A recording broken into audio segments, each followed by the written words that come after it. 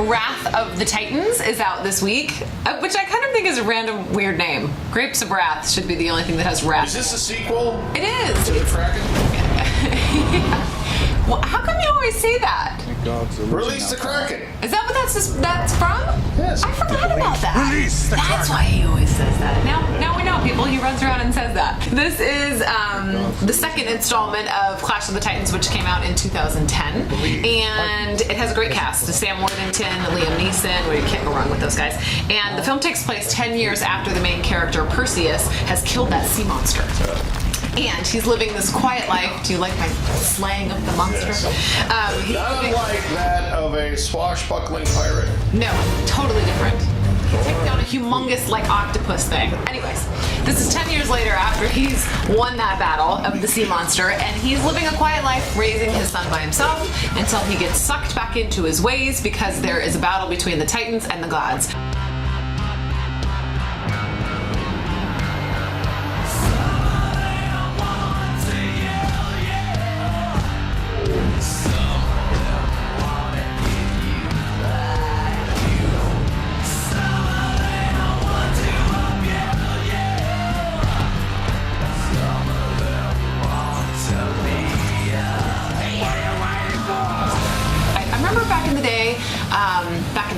I think it was like in the 80s. I always say that and you give me a hard time.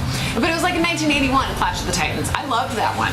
And then they came out with 2010's version and I was like, oh, okay, it was good, it's fun, it's visually entertaining. And then this one, not so much. They should have just stopped at 2010. If you're going there for an entertaining story and it's visually awesome, go ahead, but the dialogue is so cheesy and it has like rock music to it. It's kind of weird. Is this one in 3D? Yes. So we'll see. We'll see what people think about it.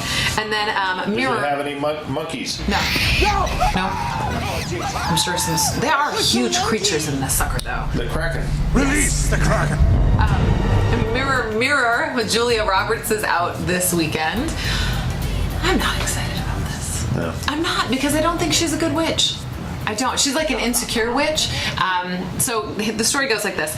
It's an upcoming fantasy film based loosely on, well, it's not totally loose, but it's on Snow White. There's 7 dwarfs and the whole thing. Snow White. What? Snow White. Ugh. A classic tale Do you want to hear it? gets a new wrinkle.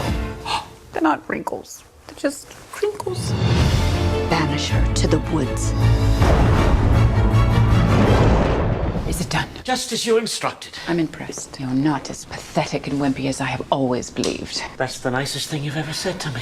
The story's fun. It's great for the family. I just thought Julia Roberts was just not good. Sometimes she has an accent, sometimes she doesn't. I just didn't like it. She's overrated. You know what? I kind of think so too. Did you think she deserved to win an Aaron Brockovich? No. I don't either. No. I don't. But I do have her in my VCR because this movie that's going in my VCR I really liked. What? She should stick to romantic comedies because I loved Notting Hill. And I have not put a romantic comedy in my VCR in a while. Notting Hill. You're not excited at all. You could care less. Is that the one with Hugh? Hugh. Yes. Hugh? Hugh. Hugh? Hugh. What's his name? I forget. Hugh. Hugh. What's his name? This is my expertise right here. Hugh Downs. I was gonna say. Hugh Downs. Hugh. It's Hugh Downs. It's not Hugh Downs. It's Hugh not Downs. Hugh Hugh Downs. Let's just go with Hugh Downs and call it a day. No, that's Come not on. even funny. Hold on. Hugh Grant. Yeah.